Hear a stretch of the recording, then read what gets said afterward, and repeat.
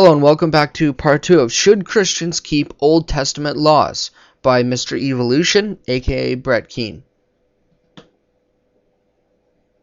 follow commandments and laws, then you're fucked. And then Christians say, well, I'm under grace. I'm under grace, and it says Jesus Christ fulfilled it. Here's the thing. They were under grace in the Old Testament as well. But the religious Pharisees put the yoke of the law upon them.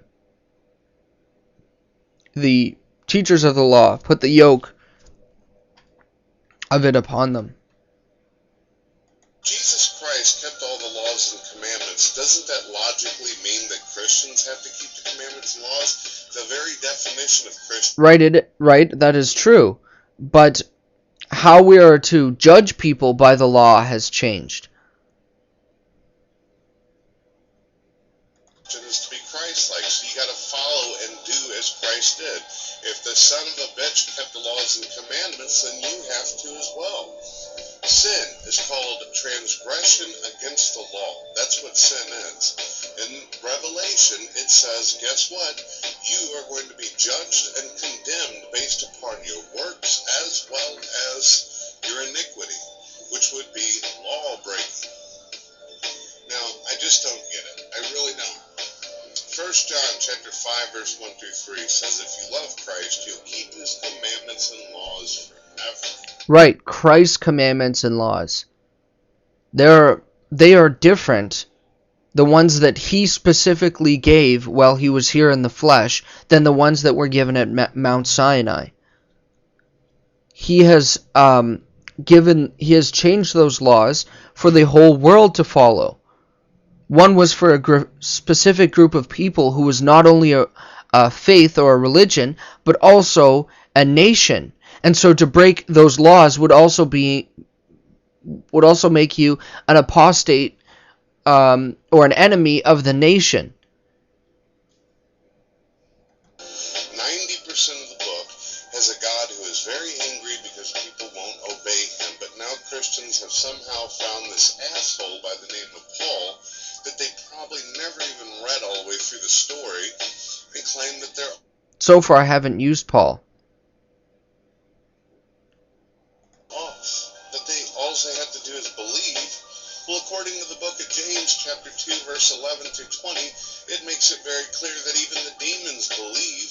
Even the demons can believe. It takes a little bit more than that. Right, show me your faith, I'll show you my works. Faith without works is dead. I agree with you. And some Christians, it seems like they just put their fingers in their ear and say, la la la la la la la, I'm saved by grace, I'm saved by grace. I've seen this in chat rooms. Okay, I understand that. And they tend to be the ones that don't want to make Christ the Lord of their life. But remember, Brett, not everybody who says to Jesus, Lord, Lord, will enter the kingdom of heaven, but only he who does the will of his Father. They might say on the day of judgment, oh, well, we cast demons out in your name. I remember praying for somebody, and, we did all these works in your name. But he will say to them, I never knew you, you evildoer, or you worker of iniquity, or you sinner, because they did not become born again, born of the Spirit of God. And according to the very guy that they worship nowadays, because they've thrown Jesus' shit right out the window, is this guy named Paul.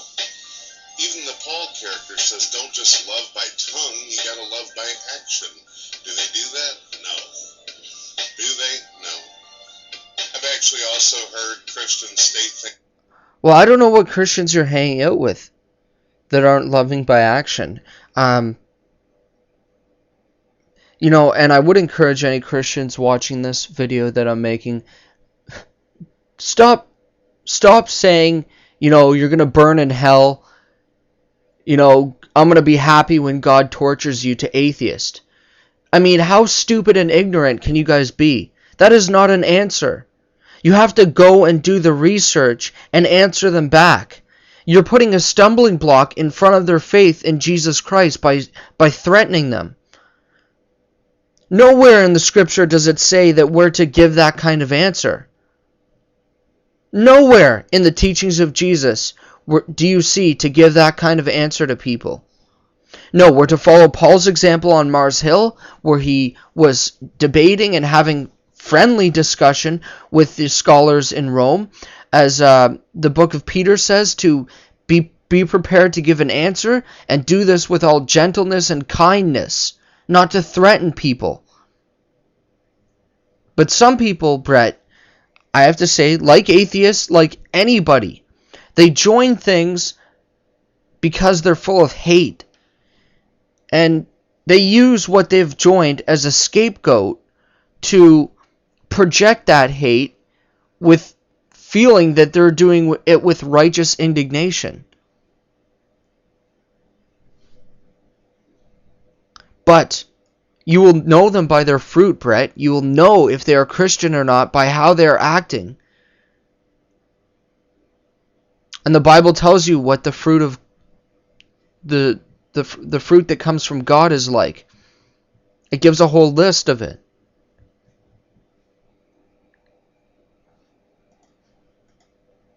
Things like this.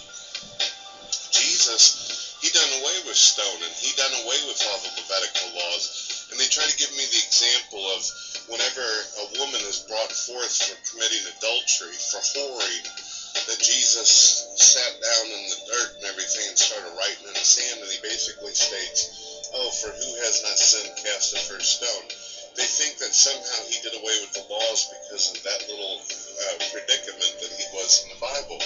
The problem with it is, according to Levitical law, it states that in order to stone a person, you have to have both the adulterer as well as the adulteress along with it. And they didn't bring forth the adulterer. All they brought forth was a woman that they accused of doing it.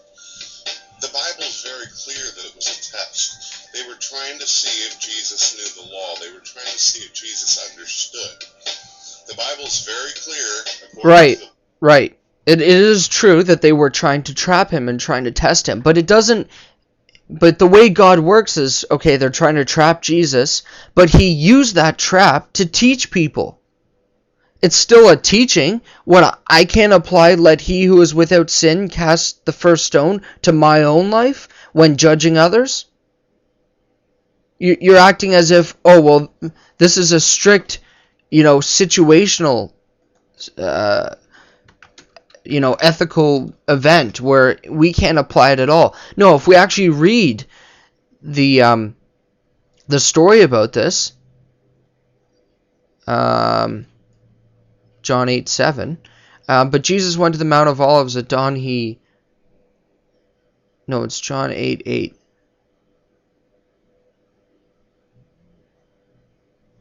Yeah, so I'll start at John 8 at verse 9. At this, those who heard began to go away at the time, the older ones first, until only Jesus was left, with the woman still standing there. Jesus strained and asked her, Woman, where are they? Has no one condemned you? No one, sir, she said. Then neither do I condemn you. Jesus declared, Go now and leave your life of sin. So it's obvious she was known as a prostitute in that village, in that town. If you look at how she treated Christ after, you could see that he literally saved her from being stoned there. That she was caught in it. And the whole story is to let us know that really, if you're going to condemn people in that kind of way, well, then we all should be condemned. So this is talking about judging for condemning people. Now, we're allowed to judge people and show them that what they're doing is wrong to help them, but not to condemn them. We don't condemn anybody. And I have a video called To Judge or Not to Judge. That's the question. So, I'm actually out of time, so stay tuned for part 3.